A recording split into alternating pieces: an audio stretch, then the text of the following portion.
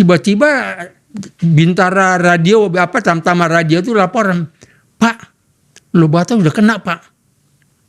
Hah? Kamu udah tahu dari mana?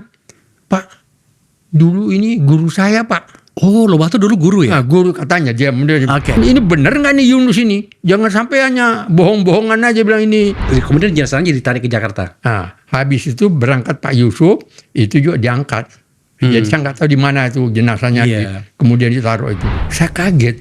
Istri seorang kolonel aja merasa mahal itu sayur-sayuran. Lah bagaimana anak buah saya? Bagaimana rakyat yang tidak punya penghasilan tetap? Oke. Itu cium tangan Prabowo. Tapi sekarang beliau nggak lagi. Iya. Karena saya pernah memberikan komentar, terus terang aja Pak, kalau negara dipimpin dengan baik, 3 tahun makmur Pak. Disiplin dan moral banyak pejabat kita itu rendah.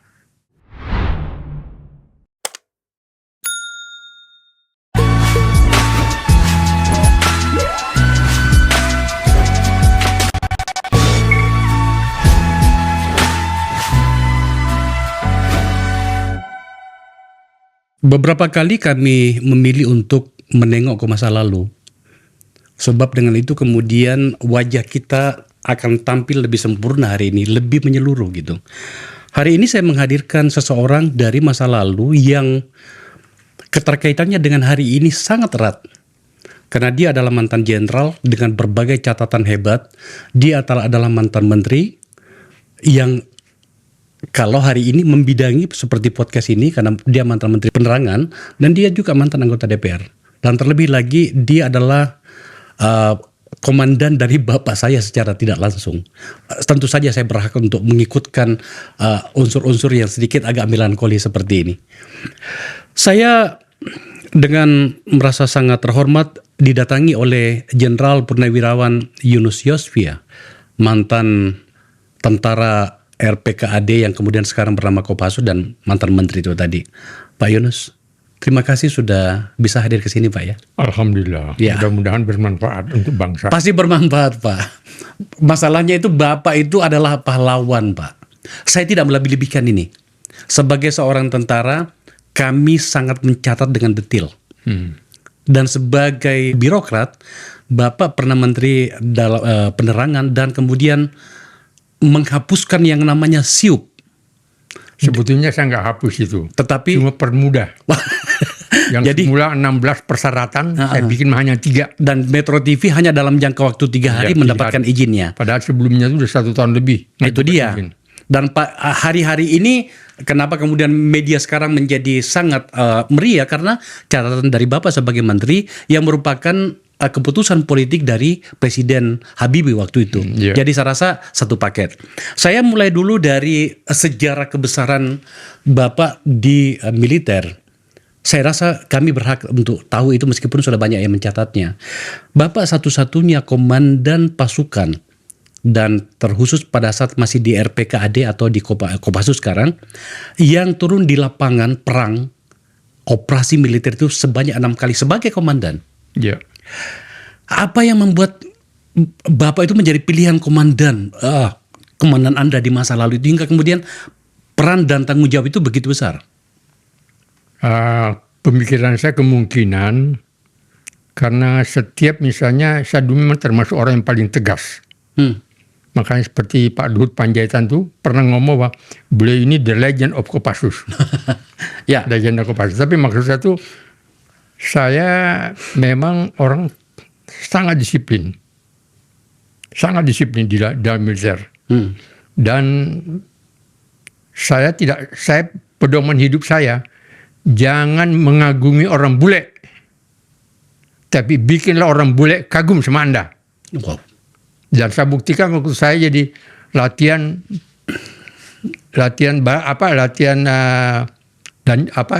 pasukan khusus di Amerika. Saya pas jadi komandan satuan latihan.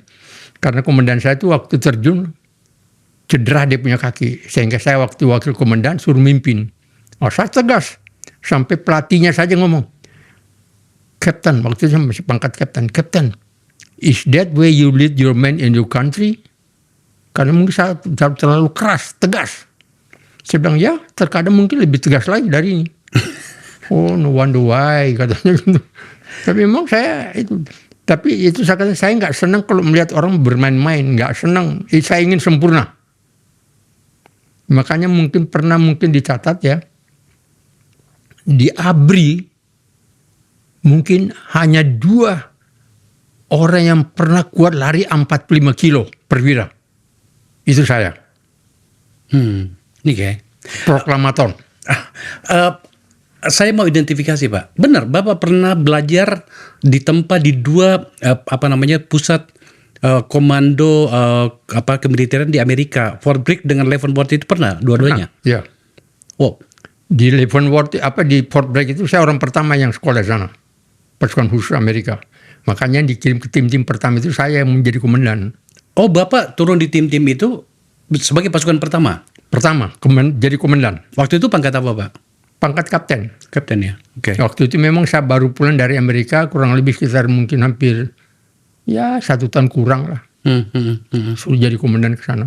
Makanya pasukan saya itu namanya Jean Soldiers.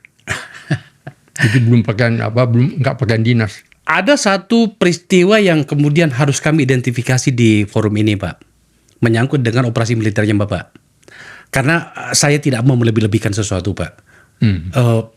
Begitu banyak orang yang saya ajak bicara tentang Bapak, semuanya mengatakan itu komandan kami yang terbaik. Itu mungkin pujian, tapi saya ingin menyampaikan di forum ini. Ada sebuah peristiwa di Timur Timur di mana kemudian Pak Yunus itu diingat. Sebab apa itu? Pasukan Anda lah yang berhasil menembak mati Presiden Franklin waktu itu, Lobato. Ya. Seperti apa ceritanya? Jadi gini, memang sebelumnya itu kan Lobato itu pimpinan Franklin di lapangan di hutan itu ingin dikejar, ditewaskan karena dia pimpin pengacau lagi maksudnya. Nah, digerakkanlah dulu satu satgas namanya Satgas Pamungkas. Itu 7 batalion. Terdiri dari Kostrad, termasuk Marinir, termasuk tim dari Kopassus, tapi 8 bulan nggak ketemu, nggak berhasil maksud saya. Komandannya waktu itu Pak Jenderal Edi Sudrajat. Yang kolonel waktu itu kolonel, iya. Kolonel Edi Sudrajat. Nah, sampai 8 bulan nggak berhasil, akhirnya dipulangkan, dikembalikan. Nah, ini Danrem yang baru khawatir jangan sampai ini yang gerilyawan ini masuk ke kota gitu. Nah, sehingga suruh ngejar. Nah, waktu itu saya baru berapa bulan itu jadi komandan batalion infanteri. Orang Timur-Timur yang pertama dia. Yeah. Karena tujuannya itu waktu itu dibentuk batalion sana supaya jangan sampai Indonesia dianggap mau menjajah Ya, gitu. tentara pendudukan lah. Sehingga dibentuklah batalion setempat gitu maksudnya gitu loh.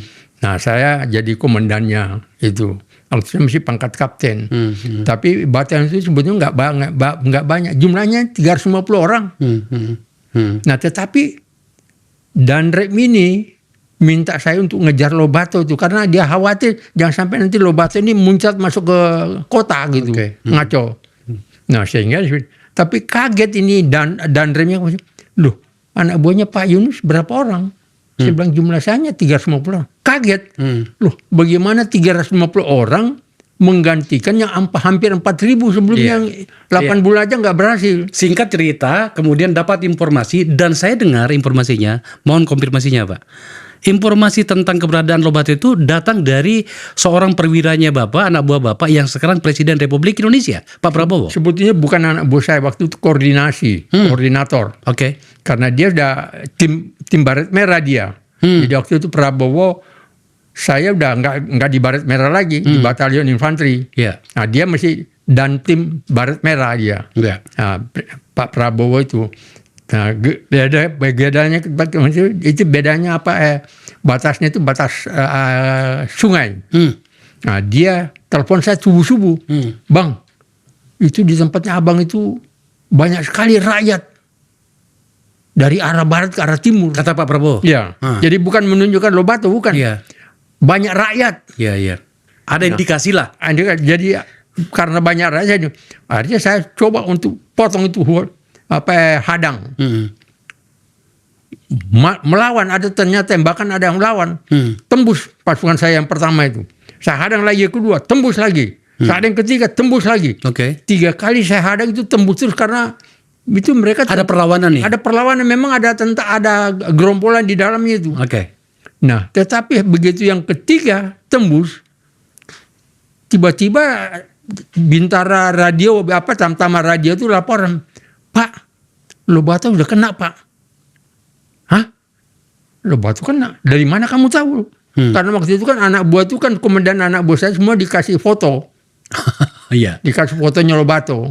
Supaya maksudnya itu kalau kan ya kita kan nggak tahu sih yang mana Lobato yang mana ini. Dikasih foto. Nah, saya heran anak buahnya yang laporan ini kok tahu tuh Lobato. Nah, dia kan nggak Bintara Peleton, bukan komandan Peleton. Iya. Bukan komandan kompi. Kok dia kenal gitu? Ya, makanya saya bilang, kok kamu kenal loh? Kamu udah tahu dari mana? Pak, dulu ini guru saya, Pak. Oh, Lobato dulu guru ya? Nah, guru katanya dia. Oke. Guru. Nah, memang anak buah saya ini kan yang Bintara ini Tamtama dari anak Timur-Timur. Yang dilatih khusus untuk menjadi pasukan kita. Iya, dilatih khusus untuk jadi anggota batalion. Tapi bukan dari Kopassus itu. Iya. Terus? Nah, itulah pertama kali saya kenal. Ada salah laporan. Wah, laporan semua, belegir semua. Karena 8 bulan dikejar oleh 7 batalion, nggak berhasil. 350 batalion setempat, pimpinannya Pak Yunus, 10 hari dia ketembak. Wow. Itu hanya 10 hari. Dengan pasukan 350 orang? 350 orang. Oke. Sehingga itu dilaporkan ke Jakarta. Pak Yusuf waktu itu seperti percaya nggak percaya. Pak Yusuf Panglima TNI? Panglima TNI, Menhankam, Pangap. Dia memang nggak percaya nih. Sehingga memang akhirnya beliau mau datang. Besoknya tuh datang ke tempat saya. Jam 7 pagi, subuh-subuh, pagi sudah mendarat dengan helikopter tempat saya. Oke. Karena katanya jam 4 subuh berangkat dari Jakarta. Karena ingin membuktikan ini benar nggak nih Yunus ini. Jangan sampai hanya bohong-bohongan aja bilang ini. Posisi waktu itu Bapak di daerah Manatuto? Di gunung. Oh, di gunung ya? Oke. Di gunung. Tapi itu daerah Manatuto ke arah selatan. Oke. Itu maksud saya gitu. Jadi saya datang beliau pagi-pagi subuh mendarat pakai helikopter. Terus saya tunjukkan, Pak, ini memang itu jenazahnya sudah saya angkat dari bawah, saya angkat ke tempat posko saya untuk memperlihatkan tamu. Oh, jadi Bapak lihat waktu itu ya, memang jenazahnya dibawa ke tempat memang Bapak. Oke. Saya perlihatkan ini Pak Anunya, Pak Anu. Setelah itu jenazahnya baru beliau manggut-manggut. Kemudian jenazahnya ditarik ke Jakarta. Nah, habis itu berangkat Pak Yusuf, itu juga diangkat.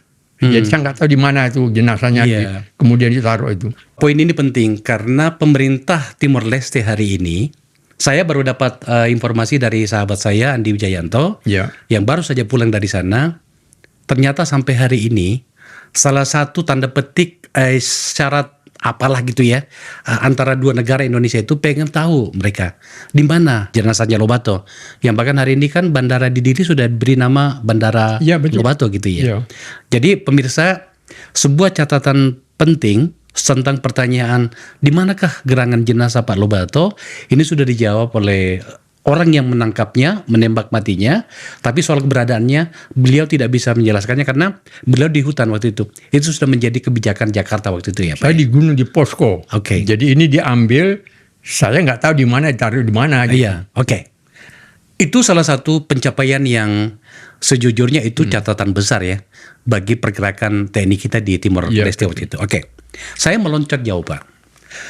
Dalam perkembangannya, karir militernya Pak Yunus semakin mencorong.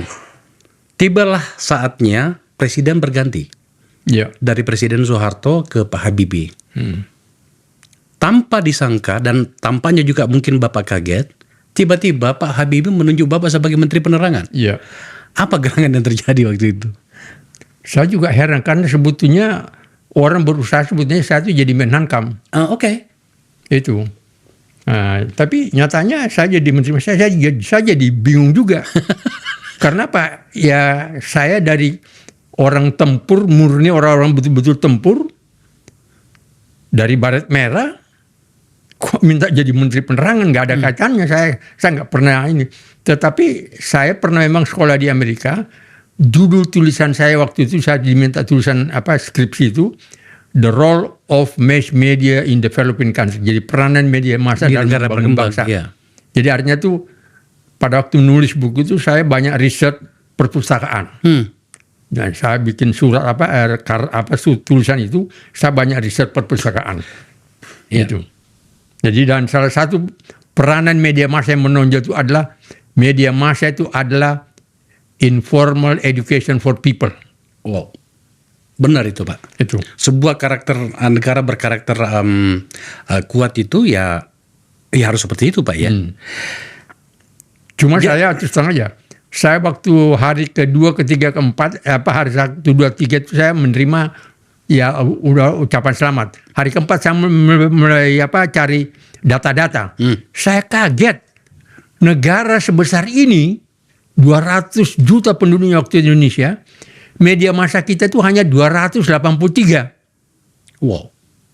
Hanya 283 itu terdiri dari televisi, radio, majalah, koran dan lain sebagainya. Hanya ada 50. Nah, kenapa saya katakan saya kaget? Karena apa?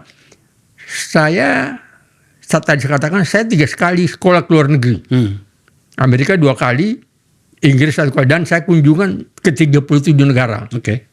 Nah, maksud saya itu saya kaget kok Indonesia yang negaranya 200 juta penduduknya, luas begini, kok hanya media massanya 283. Padahal yang saya ganti itu seorang profesor komunikasi. Kebetulan dosen saya, Profesor Alwi Dahlan. Itu profesor komunikasi, artinya harusnya dia lebih mengerti. Sementara di Jerman itu saja penduduknya cuma berapa, itu medianya berapa? Media massanya 5.000. Oke. Jadi waktu saya berkunjung ke Jerman itu, waktu saya sekolah di Inggris, Lemhanas Inggris, saya defense study, saya berkunjung. Saya kaget, Jerman itu penduduknya hanya 40 juta, media massanya 5.000. Nah, saya sekolah di Amerika 2 kali, penduduknya juga 200 juta waktu memang, tapi media massanya itu 12.000. Jadi saya waktu masuk di penerangan hari keempat, saya bongkar data-data, saya kaget betul, 283. Nah, disitulah saya akhirnya, apa yang harus dilakukan? Ternyata perizinan orang untuk mendapatkan izin jadi buat media massa terlalu dipersulit 16 persyaratan. Padahal 16 persyaratan itu diantaranya salah satu contoh itu tidak boleh menyebarkan berita bohong, tidak boleh menghasut. Itu kan semua ada di dalam KUHP. Ya. Jadi artinya merupakan pasal di dalam KUHP. Ngapain lagi dimunculkan? Karena itu kan hukum positif. Ya. Jadi saya hapus semuanya. Saya bikin hanya 3 persyaratannya. 1, akte notaris. Wajar kan, perusahaan kan harus ada akte notaris. Yang kedua, susunan pengurusnya jelas. Siapa yang bertanggung jawab. Ketiga, alamatnya jelas. Hanya itu saja. Dan Anda tahu dalam waktu 1 tahun muncul 1.800 media massa baru. Ini agak membingungkan bagi banyak orang masa itu. Termasuk saya yang waktu itu ya jadi manusia pers itu hanya beberapa tahun ya sebelumnya. Adalah Anda kan seorang jenderal Pak. Ya. Anda seorang TNI yang dalam banyak karakter terutama di negara-negara berkembang beranggapan bahwa media itu adalah salah satu institusi yang tidak cukup baik bagi sebuah organisasi katakanlah militer gitu ya. Kenapa Anda begitu demokratis dalam hal ini? Karena saya belajar waktu di Amerika, di Squad Amerika itu, salah satu judul tulisan saya, dan itu tulisan resmi untuk sekolah, The Role of Mass Media in Developing Country. Jadi peranan media massa di dalam membangun bangsa. Itu oke Pak, kita sudah dengarkan tadi. Dengan itu saya banyak riset perpustakaan. Jadi sangat ini penting sekali. Iya, maksud saya begini Pak. Itu oke, kita hormati, makanya kan kita bisa menikmati dunia pers ya untuk itu Pak. Tapi kan Anda militer Pak. Mohon maaf, pada banyak yang sejarah yang kita catat, ada banyak orang-orang yang berlatar belakang militer yang menjadikan media itu sebagai batu sandungan barangkali atau sesuatu yang tidak menyenangkan barangkali bagi mereka secara pribadi atau secara institusi. Bapak itu hadir dengan 2 wajah. Di satu sisi militer yang sangat kental, apalagi jenderal itu Kopassus, tapi di sisi lain Anda kan dalam melihat situasi ini kok demokratis banget. Akibat dari saya banyak membaca buku-buku tentang pers. Itu dia itu. The Role of Mass Media in Developing Country, membangun bangsa. Nah, saya sebagai seorang pejabat, orientasi terakhir itu kan bagaimana membangun bangsa ini menjadi besar. Ya. Nah, salah satu di antaranya adalah memperbanyak media massa. Wow. Itu. Karena saya baca puluhan buku waktu mau menulis judul tulisan The Role of Media Development Country itu, saya banyak membaca perpustakaan, hampir mungkin 30 buku saya fotokopi, so ambil itu dan bersama-sama dengan istri saya waktu di Amerika. Jadi artinya tuh saya banyak tahu, bukan karena lewat kuliah, tapi lewat buku saya baca. Dalam rangka untuk merealisir saya punya skripsi itu. Oke. Dan ketika Bapak Menteri itu kemudian hadirlah media-media, pasti ada dong yang mengkritisi Bapak barangkali bahkan dengan sangat keras, ada ya? Saya nggak tahu kalau itu. Tapi yang jelas saya bilang, yang jelas memang muncul begitu banyak. Ya memang itu saya harapkan. Karena salah satu peranan media massa di dalam kehidupan berbangsa itu adalah informal education for people. Pendidikan yang tidak resmi untuk rakyat. Memperluas pengetahuannya. Informasi-informasi kan jadi luas. Pada bagian ini saya harus sedikit mengerucut, Pak. Ada beberapa kekhawatiran dari masyarakat pers dan masyarakat civil society, dari kalangan civil society adalah bagaimana ruang gerak media itu menjadi, mereka merasa bahwa itu kemudian dipersempit. Dalam bahasa yang agak keren itu, mereka mengontaminasi kemerdekaan pers itu tadi. Sebagai orang yang pernah menangani ini, Pak, apa tanggapan Bapak menyangkut itu? Jadi gini, sebetulnya kalau media massanya semuanya memang pikiran untuk membangun bangsa, harusnya sesuai dengan undang-undang KUHP. Jangan melanggar undang, seperti misalnya jangan mengedarkan berita bohong. Oh, kalau itu oke. Ya, itu kan jangan misalnya menghasut. Itu semua ada. Nah, kalau ini dilaksanakan, saya kira kita semuanya harusnya happy. Tapi terjemahan menghasut itu kadang-kadang diterjemahkan dengan satu arah, Pak. Berita yang tidak menyenangkan katakanlah bagi pemerintah dianggap menghasut. Ini juga agak menjadi simalakama juga bagi kita nih. Maksud saya, tapi di sinilah peranan penegak hukum. Di antaranya yang terutama itu polisi. Nah, sekarang bagaimana polisi menanggapi itu semuanya? Orang bilang, oh banyak berita hoax. Berarti pihak kepolisian kurang bereaksi, maksud saya gitu loh.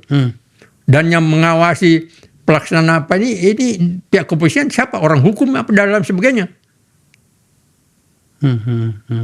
Jadi sebetulnya harusnya kalau semuanya fungsi berjalan sesuai dengan ketentuan hukum, negara Indonesia akan negara hebat. Saya udah keliling 37 negara, Pak.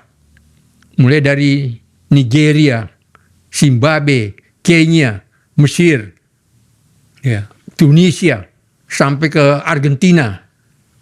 Tidak ada negara yang sumber dayanya alamnya itu lebih kaya dari Indonesia, nggak ada. Sama aja nggak ada. Kita yang terkaya, Pak ya. Iya. Kita akan sampai terkaya. Kita akan sampai pada bagian itu, Pak. Saya coba merunut pembicaraan kita agar kemudian kami generasi belakangan bisa mengikuti dengan runtut. Kita tinggalkan soal media tadi. Terima kasih, Pak ya, untuk apa yang Anda lakukan pada masa saat itu, yang bukan menutup ya, tetapi menyederhanakan penerbitan SIUP. Betul. Oke. Tibalah yang bernama reformasi, dan salah satu keputusan negara, keputusan bangsa di masa reformasi itu, di mana juga Bapak ada di dalamnya, adalah salah satunya peran memisahkan TNI dengan Polri. Salah satunya. Dan ada satu lagi yang lebih hebat. Mengembalikan TNI ke barak. Istilahnya barak ya, ke asrama tentara segala macam. Sebagai anak tentara itu kami menyebutnya barak. Disitulah masa di mana kemudian ada harapan bagi kita semuanya, di mana hegemoni TNI di masa lalu, di masa-masa Pak Yunus sebagai perwira tinggi waktu itu, begitu masuk ke berbagai lini di masa Pak Harto. Tetapi dalam perjalanannya banyak orang yang gelisah sekarang, Pak. Kegelisahan itu adalah kenapa di masa pemerintahan Pak Prabowo itu peran TNI itu berada di mana-mana. Bahkan seorang Mayor Jenderal TNI duduk di tempat saya pada episode terakhir kami di sini, Pak Jenderal TB Hasanuddin, yang juga adalah anggota Komisi 1 DPR, yang juga adalah mantan ajudannya Pak Habibie, Presiden Republik Indonesia di masa itu, mengkritisi itu. Dan memang dalam banyak rencana-rencana pemerintahan ini menghadirkan TNI dalam hal jumlah, katakan itu terlalu besar. Rencana membangun sampai ratusan kantor Kodim dan segala macam, batalion-batalion baru. Saya pengen tahu Pak, kami pengen tahu dari seorang yang sangat senior. Pertanyaan begini, dalam hari-hari seperti ini, apakah itu kebutuhan kita hari ini? Jadi begini saya kira ya. Dilibatkannya ABRI ke masalah-masalah yang seperti itu sebetulnya juga untuk menutup hal-hal yang banyak tidak dilaksanakan oleh pejabat-pejabat kita. Non militer maksudnya ya. Oke. Karena apa? Seperti contohnya misalnya, saya pernah menjabat sebagai komandan Korem di Timur Timur. Komandan Korem itu kan banyaknya kan pembinaan sosial untuk menghadapi musuh. Ya. Tapi suatu saat di meja makan siang, istri saya kaget loh, kok makanannya sayur-sayurannya kok nggak lengkap gitu loh. Saya bilang, tanya sama istri saya, mah kalau salada tomatnya kok nggak ada? Padahal sebelumnya itu selalu ada salada tomat, tomat yang dipotong tipis-tipis itu. Hari itu nggak ada. Istri saya bilang, mahal Pak sayur-sayuran di pasar. Saya kaget. Istri seorang kolonel aja merasa mahal itu sayur-sayuran. Lah bagaimana anak buah saya? Bagaimana rakyat yang tidak punya penghasilan tetap? Besoknya saya langsung kumpulkan saya punya staf di kantor. Saya sampaikan ini situasinya gini. Ringkasnya, saya mencoba kita bikin kebun percontohan. Dan Rem bikin kebun percontohan pertanian. Dan itu saya bikin hampir 700 Pak. 700 kebun percontohan seluruh Timur-Timur. Tiap desa ada satu. Karena ada Babinsa kan Pak, itu Babinsa dan Ramil. Nah, jadi kecamatan satu. Itu ada hampir 700. Bibitnya saya beli dari Jakarta. Modalnya waktu itu hanya 250 juta untuk beli bibit. 7 macam. Tomat, cabai, pokoknya kacang panjang, pokoknya 7 macam lah. Dan Bapak tahu kenapa bukan gubernur yang membuat? Padahal gubernurnya waktu itu adalah insinyur Carrascalao. Mario Viegas Carrascalao. Itu beliau insinyur pertanian. Dan juga kenapa bukan ketua dinas pertanian yang notabene insinyur pertanian dari IPB? Kok kenapa harus dan Rem yang notabene orang dari Barat Merah yang bikin? Tapi waktu 7 bulan sukses Pak. Saya waktu sudah saya bilang sama dandim-dandim itu, ini semuanya yang ini hasilnya kalian jual. Dananya nggak usah kalian kumpulkan ke Korem, kalian pakai untuk biaya operasi. Dan Bapak tahu habis dijual itu Pak, dananya terkumpul, saya bilang laporkan hasilnya. Nggak usah uangnya dilaporkan, jumlahnya aja. Itu hampir 1,5 M Pak. Modal dari hanya 250 juta. Di masa itu sudah besar Pak. Menjadi 7 bulan menjadi hampir 1,5 M Pak. Jadi negara kita ini kaya sebetulnya kalau pejabatnya semua bereaksi. Tapi ini kenapa bukan? Nah sekarang saya tanya, selama ini pernah nggak ada kita bikin kebun percontohan seluruh Indonesia selama kita merdeka? Kenapa saya pernah membuat ini? Bukan teori tapi saya ngalami langsung. Tapi ini orientasi pada kebutuhan rakyat. Betul. Kami menangkap maksudnya Pak. Seorang wartawan senior sudah meninggal sekarang, itu senior saya, bernama Aristides Katopo, mantan pemimpin redaksi Sinar Harapan. Dia pernah menulis begini, kalian wahai para mahasiswa, kami waktu itu masih sering demo ya, waktu saya masih mahasiswa. Kalian para mahasiswa jangan menganggap remeh TNI. TNI itu, tentara itu mengerti tentang organisasi mahasiswa. Bahkan ada kemungkinan TNI lebih mengetahui tentang mahasiswa itu sendiri dibanding mahasiswa itu sendiri. Intinya adalah begini, secara organisasi dan kesiapan karakter itu, memang TNI kan dia sebuah organisasi yang solid Pak ya. Harus kita akui itu. Mereka bisa menyelesaikan masalah secepat dan seefektif mungkin, kira-kira begitu. Masalahnya adalah ini ruang publik Pak. Ruang publik di mana civil society itu tidak boleh terkooptasi. Itu kekhawatiran banyak orang sekarang. Maka kemudian orang akan bertanya, sampai di manakah gerakan ini atau program yang melibatkan TNI sejauh ini, karena takutnya nantinya kecintaan masyarakat kepada TNI yang sudah terbangun sejak reformasi itu kemudian mengatakan kita kembali ke masa lalu lagi nih. Saya rasa luka di masa itu tidak perlu kita kembalikan Pak. Apa tanggapan Pak Yunus?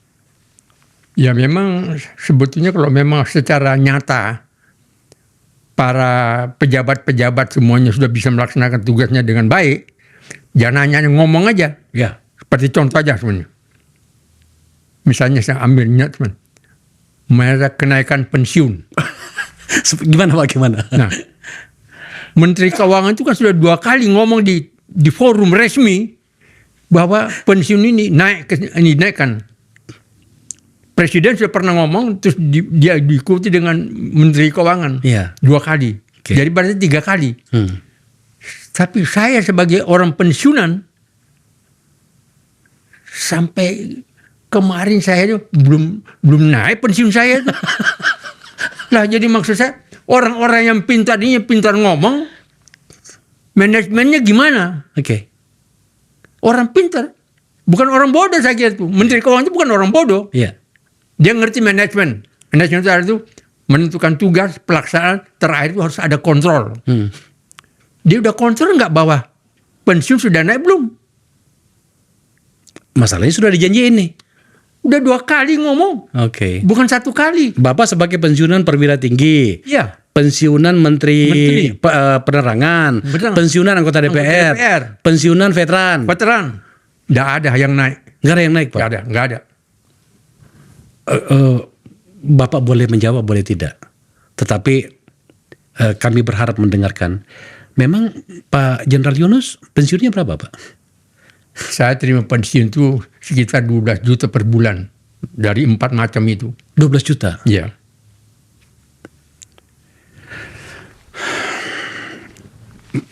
Susah saya ngomongnya ini. Soalnya gini Pak.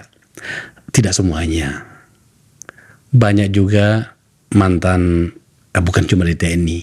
Di Polri juga begitu. Di pejabat non militer dan non polisi juga begitu. Pensiunnya itu kaya raya Pak. Kaya raya Pak. Ya. Kaya raya. Kita tidak mencampuri rezekinya orang Pak. Iya. Tapi dengan Pak Yunus, dengan pencapaian seperti itu, layak nggak 12 juta itu Pak? Saya bertahan hidup dengan kondisi itu. Saya nggak pernah usaha. Saya nggak ada usaha yang lain. Saya kira semua orang tahu bahwa semua kegiatan saya dulu itu bersih. Ya Pak. Terima hormat saya Pak, karena kami mencatat itu dengan baik. Saya kebetulan pemirsa kemarin datang ke rumahnya Pak Jenderal Yunus di Jakarta Barat. Ya seperti yang disampaikan, saya tidak perlu melanjutkan bahasa ini. Baik, saya masuk ke bagian yang agak krusial nih. Hubungan Bapak dengan Presiden yang sekarang itu kami lihat, itu sangat dekat. Memang dulu itu antara komandan dengan anak buah. Tapi sebenarnya itu dalam banyak versi itu menurut Bapak dengan Pak Prabowo itu saling menghormati. Coba kita lihat foto-fotonya Pak. Ini Bapak ini didampingi oleh 2 orang yang sangat penting sekarang ini. Pak Prabowo dengan Pak Jenderal Safri. Itu dengan Pak Prabowo. Masih kita punya foto-foto yang lain? Nah ini Pak. Ini waktu Bapak Menteri saya rasa ini. Yang di atas itu ya. Kumisnya masih Pak ya. Masih hitam semua ya. Kemudian ini dengan Pak Prabowo, ini Bapak ini di persiapan terjun ya di Timur Timur waktu itu. Kemudian itu dengan Pak siapa itu yang pasukan ini? Ya, ini itu tim dengan tim ya, tim di sana ya Timur Timur. Timur Timur. Oke. Kemudian ini Bapak nih yang dengan pasukan ini, yang Pak bawa senjata itu loh. Iya. Nah ini, oke. Nah, Dan masih banyak lagi yang Ini lain. tugas yang kedua saya Untuk ketinggi. yang kedua ya. Ini pangkat apa ini Pak? Mayor. Mayor ya. Kita masih punya foto yang lain? Nah itu dia. Ada juga apa namanya di acaranya Gerindra itu. Ada video yang kita bisa putarkan? Oke. Ini Bapak dengan Presiden. Oke. Itu cium tangan Prabowo. Tapi sekarang beliau nggak lagi. Iya. Karena saya pernah memberikan komentar, dalam Islam orang nggak boleh cium-cium tangan. Tapi mungkin karena dia Karena menghormati. Nabi Muhammad saja, Iya. Nabi Muhammad saja nggak mau dicium tangannya. Kecuali orang tua langsung. Nah, apakah saya ini lebih mulia dari Nabi Muhammad? Iya. Subhanallah. Tapi kan Apapun alasannya. dia mungkin berpendangan bahwa ini adalah komandan saya, orang beliau hormati. Ya, tapi maksud saya di dalam Islam nggak ada yang bekas komandan, orang tua yang dicium, apa yang boleh dicium tangannya. Oke, luar biasa. Oke. Banyak sekali yang kita dapatkan dari Pak Yunus hari ini. Dalam posisi sebagai presiden, Bapak Presiden hari ini tampaknya sedang menghadapi banyak sergapan. Ada beberapa program yang dikritisi oleh banyak orang. Ada yang saya terima dan ada yang saya mendukung kebijakan presiden ya. Saya tidak sedang berbicara tentang diri saya berbicara dengan Pak Yunus dengan relasinya dengan presiden. Kapan terakhir bicara dengan presiden? Saya terakhir bicara waktu ulang tahun Gerindra, Ulang tahun ya. sekitar 3 bulan lebih yang lalu. Gitu. Tapi ngomongnya tuh sepintar aja. Oke. Tidak, karena duduk saya tidak berdekatan dengan beliau. Beliau kan sebagai presiden beda tempat duduknya. Iya. Itu. Saya mau Tapi tanya. waktu itu saya sebetulnya minta waktu untuk ketemu langsung. Iya. Tapi sampai sekarang 3 bulan enggak juga. Iya. Mungkin setelah menonton ini barangkali beliau, karena beliau tuh luar biasa sekali. Ada banyak programnya yang membalikkan arah negara seperti yang sudah dilakukan presiden-presiden sebelumnya. Pak Yunus, kalau Anda bertemu dengan Pak Presiden hari ini, dengan seluruh kedekatan emosionalnya Bapak dengan beliau, Bapak akan mengatakan apa? Dengan melihat pemerintahannya hari ini. Pertama saya mungkin akan ngomong bahwa pensiun yang katanya naik, kok nggak naik padahal udah ngomong. Yang kedua, saya dulu pernah menyarankan pada beliau naikkan gaji pegawai. Kenapa harus begitu, Pak? Karena waktu saya berkunjung ke Jerman dulu, Jerman Barat, saya ketemu dengan Gubernur Bank Sentral. Dia ngomong sama saya, Your Excellency, the highest pay for labor in the world is in German. Dan Gaji tenaga kerja di dunia yang tertinggi itu di Jerman, bukan Amerika, Oke. bukan Prancis.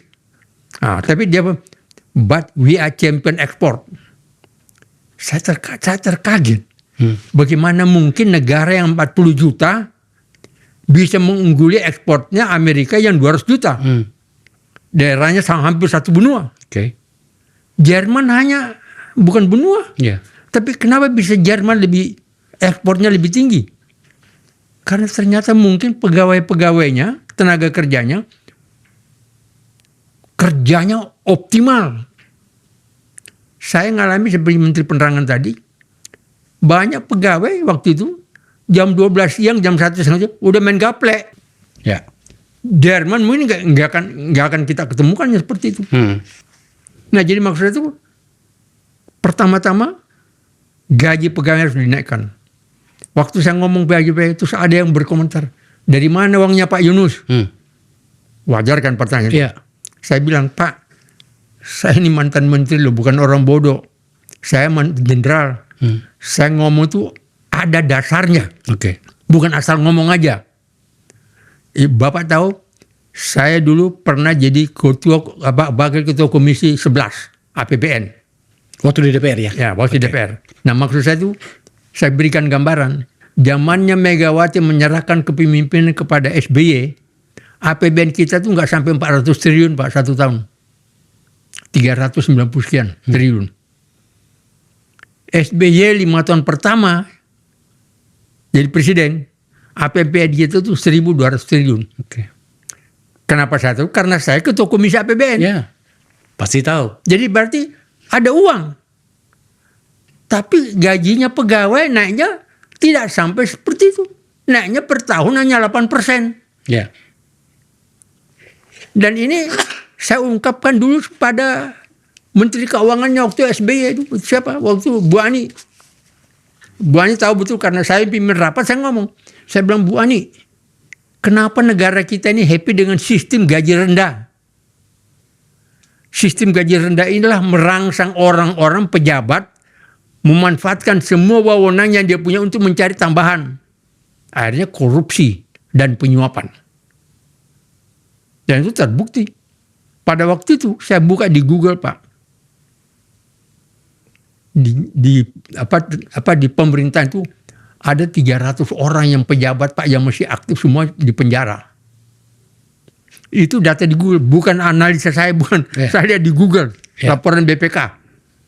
Tapi lebih lagi, hampir 3.000 pejabat daerah dan anggota DPR daerah di penjara, Pak. 3.000. Jangan sampai negara kita ini jadi negara koruptor.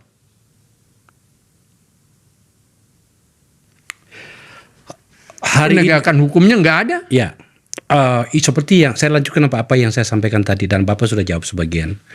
Salah satu kendala dan tantangan utama Presiden hari ini, pemerintahnya Pak Prabowo maksud saya adalah rekonstruksi ulang dan tata ulang negara yang sedang dilakukan berbagai banyak programnya itu menghadapi banyak pesergapan. Ada yang masuk akal dan ada yang emosional. Tetapi pada bagian ini kepada seorang Jenderal Yunus Yosbia yang mengenal Presiden dengan sangat baik, di mata Bapak, Pak Prabowo itu apakah dalam pengambilan keputusannya itu dia emosional atau dia kukuh dengan apa yang dia putuskan? Sekarang kita lihat, Pak, ya, seseorang itu kita lihat track recordnya, Pak. Prabowo sebelum jadi presiden, sebagai komandan militer, sebagai pensiunan, Pak, ya. Pertama, dia 4 kali ke daerah operasi sebagai komandan, Pak. Saya kira tidak ada jenderal, Pak, yang sampai 4 kali jadi komandan satuan operasi daerah operasi, nggak ada. Saya tahu betul karena saya hampir setiap bulan tuh setiap tahun berada di daerah operasi. Jadi satu saya yang datang jadi komandan. Nah, saya 5 kali ke tim-tim. Dia 4 kali, Pak. Nah, siapa yang jenderal yang lainnya? Mungkin hanya 1 kali, 2 kali, Pak. Jadi maksud saya, track recordnya kepercayaan pemerintah kepada dia itu tinggi. Sebelumnya maksud saya gitu. Nah, yang kedua, waktu dia sebagai Danjen Kopassus, anti teror Mapenduma itu berhasil dia selesaikan.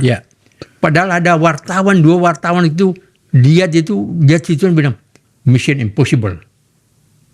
Tapi seorang Prabowo dia mampu selesaikan itu dengan baik. Kemudian yang ketiga, Pak, siapa yang pernah menancapkan bendera merah putih negara Asia di Mount Everest? Itu Indonesia, Pak. Dan itu pasukan TNI itu. Dan pasukan TNI, pasukan Baret Merah. Yang susun itu Prabowo. Jadi untuk kepentingan negara. Nah, sekarang kita lihat waktu dia sudah pensiun sebagai ketua umum pencak silat. Pencak silat waktu Asian Games yang waktu itu di Palembang. Pencak silat itu adalah cabang olahraga yang paling banyak mengumpulkan medali emas.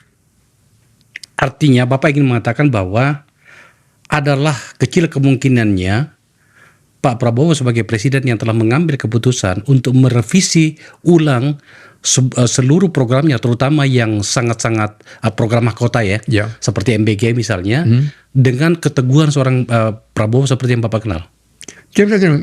Apa yang diungkapkan itu saya kira suatu hal yang positif, cuma memang dalam pelaksanaannya harus diawasi.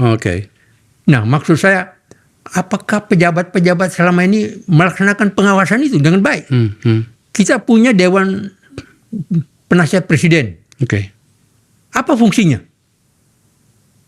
Harusnya kalau ada sesuatu, harus ngomong langsung pada Presiden. Tidak boleh ragu-ragu. Saya waktu ingin menertibkan masalah SIUP itu Pak, Iya. saya mau ngomong sama Presiden Habibie, ya. Saya telepon istri saya, "Mah, hari ini pagi ini saya mau menghadap Presiden." Saya ngomong, kalau beliau setuju, alhamdulillah saya syukur. Tapi kalau beliau tidak setuju saya sarankan ini, saya berhenti jadi menteri. Jadi maksudnya harus konsekuen.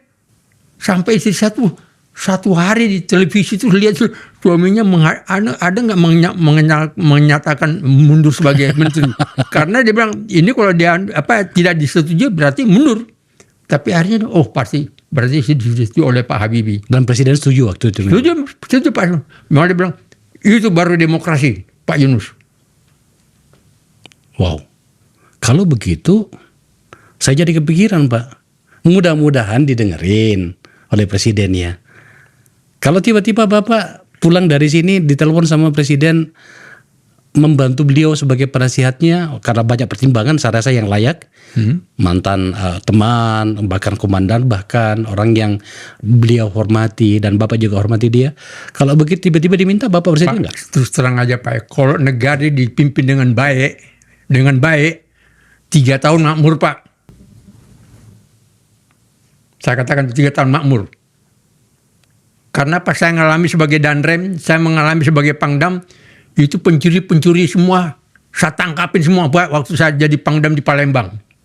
Nggak ada. Illegal logging itu nggak ada. Yang terjadi seperti di Sumatera Utara waktu Baring-Baring kan sampai banjir itu kan. Itu apa? Ada pejabatnya di sana, ada gubernur, ada bupati, ada pangdam, ada danrem. Kemana semuanya itu? Saya waktu di Palembang tuh, itu nggak ada Pak, karena anak buah saya yang gendut-gendut, saya gerak jalan tuh masuk ke hutan Pak. Jadi yang gendut-gendut saya suruh gerak jalan ke hutan. Oke. Ya, dan waktu itu banyak Pak yang saya tangkap, semua yang alat itu saya buang ke air laut semuanya. Saya tidak masukkan ke gudang. Kan saya pikir kalau masuk ke gudang nanti anak buah saya nanti bisa main belakang lagi, bayar-bayar untuk diminta. Saya buang ke air laut semuanya. Surat berdatang Pak kepada gubernur dengan Kapolda.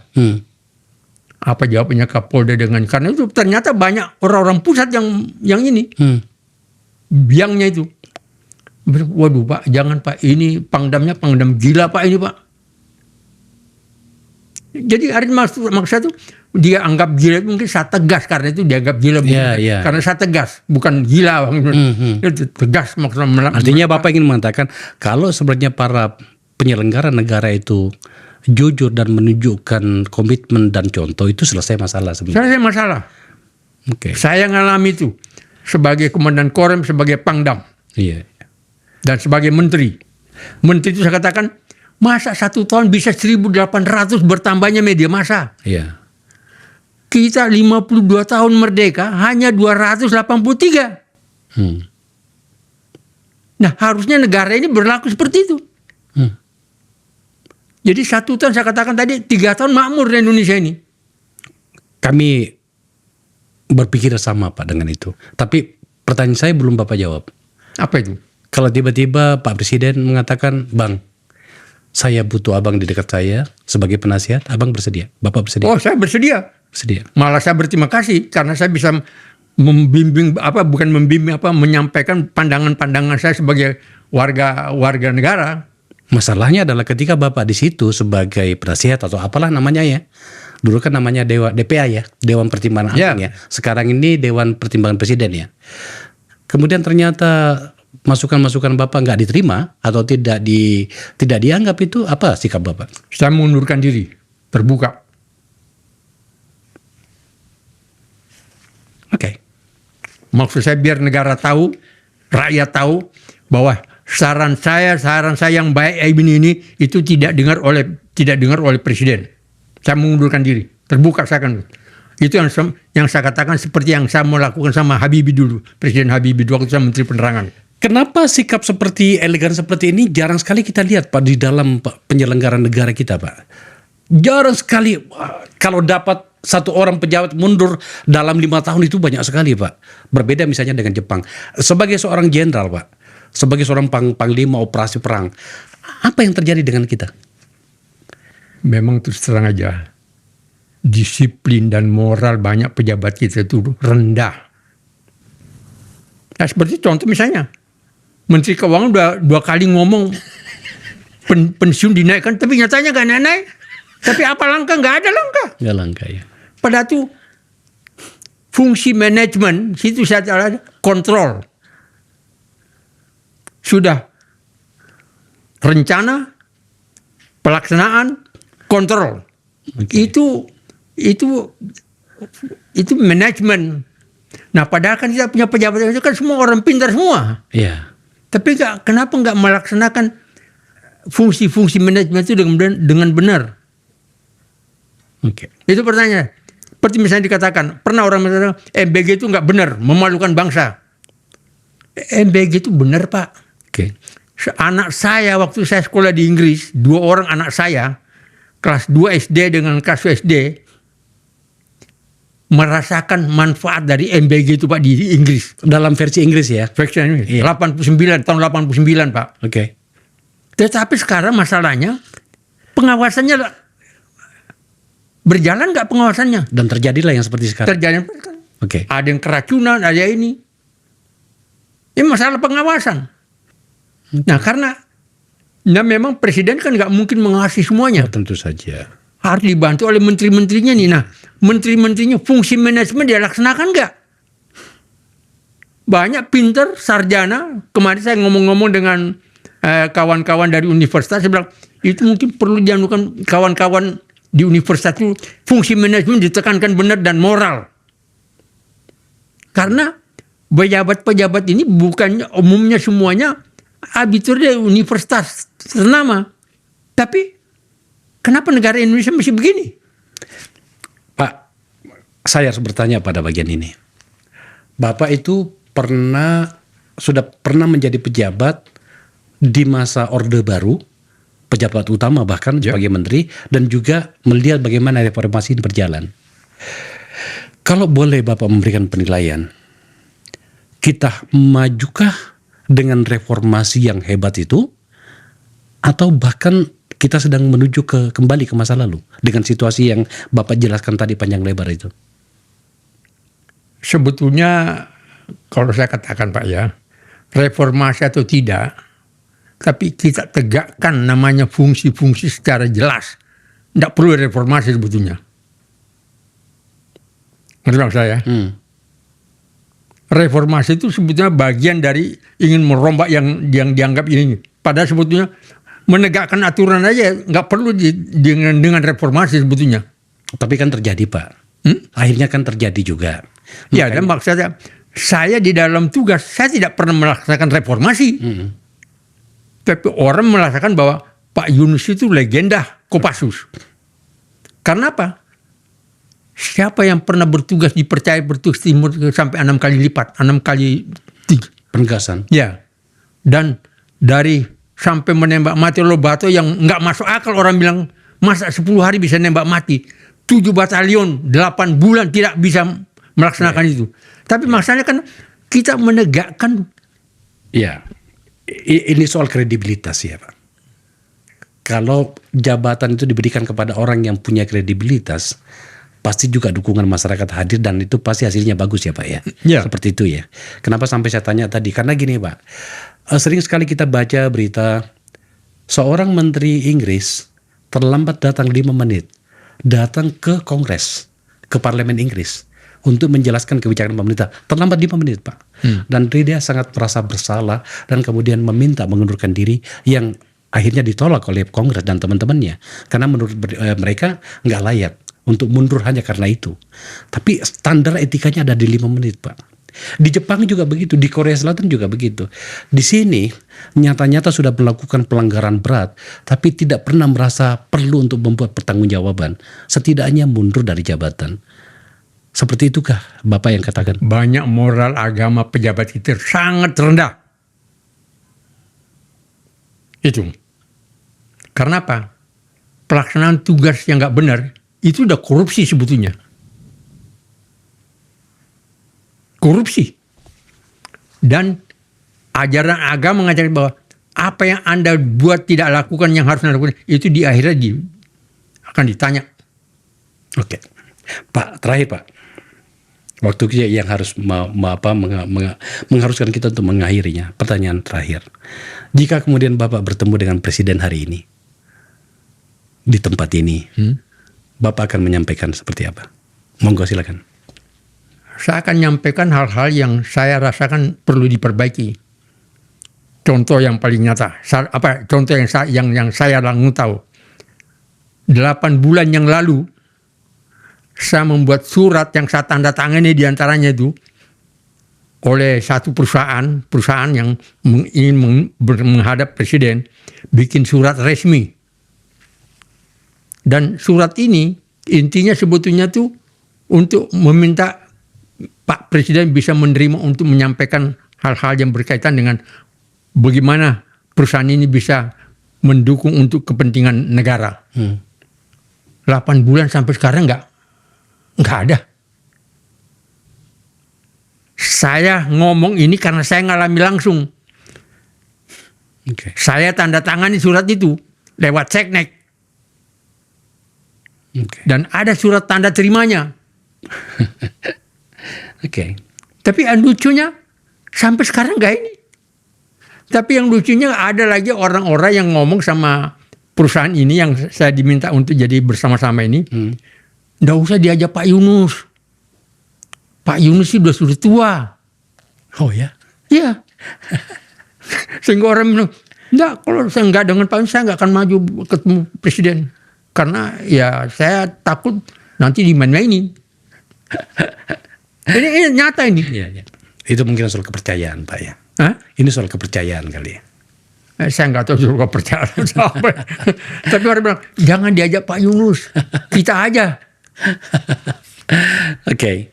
Pak Yunus, Jenderal Yunus Yosvia, kami menikmati percakapan ini. Ada banyak hal yang tampaknya memang Bapak itu tidak berubah gitu ya. Masih seperti yang dulu. Sekarang usia berapa Pak Yunus? Kalau boleh tahu. 82 tahun. 82 tahun. Oke. Sehat terus Pak ya. Tegurlah kami para orang-orang muda ini kalau ada yang salah. Maafkan kami jika kemudian kami melakukan kesalahan yang baik disadari maupun tidak. Saya merasa bolehlah mewakili teman-teman muda semuanya karena Bapak adalah panutan kami, patron kami, terutama bagi para pekerja pers. Sebelum saya jadi politisi kan saya adalah pekerja pers Pak. Hingga kemudian saya banyak bertemu dengan orang. Ya, sampaikan aja sama kawan-kawan pers, jangan sampai berita hoax itu berlanjut. Oke. Jangan bangga dengan ini berita hoax. Tapi maksud saya ini berita hoax berarti kan dari orang-orang pers. Iya.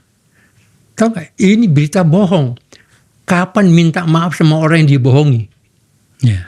Sampai di akhir akan ditanya itu. Iya. Dan terlanjur melukai orang lain. Iya. Kapan?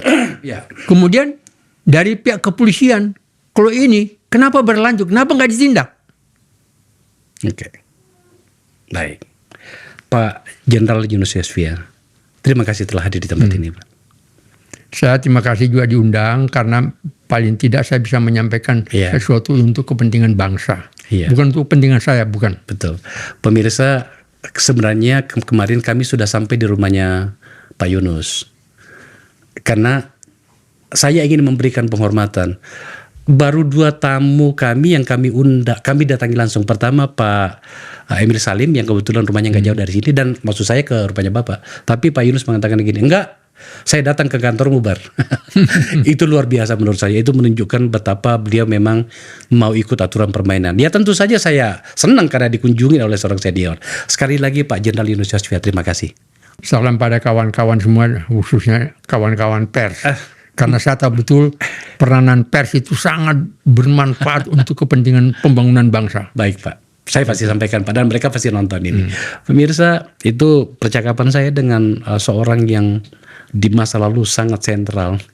Legenda sebenarnya terutama bagi kesatuan RPKAD yang kemudian berubah menjadi Kopasanda dan selanjutnya menjadi Kopassus. Jenderal TNI Yunus Yosvia, juga mantan menteri dan kepada teman-teman P3 saya ingatkan Pak Yunus Yosvia pernah menjadi sekjennya partai Anda. Semoga apa yang kita perbincangkan hari ini menjadi banyak catatan juga, termasuk soal mantan presiden yang hari ini di Timor Leste sana masih menjadi pertanyaan utama, di mana gerangan jenazah mantan presiden mereka di masa perang dulu di sana, Pak Lobato. Terima kasih telah menyaksikan percakapan ini.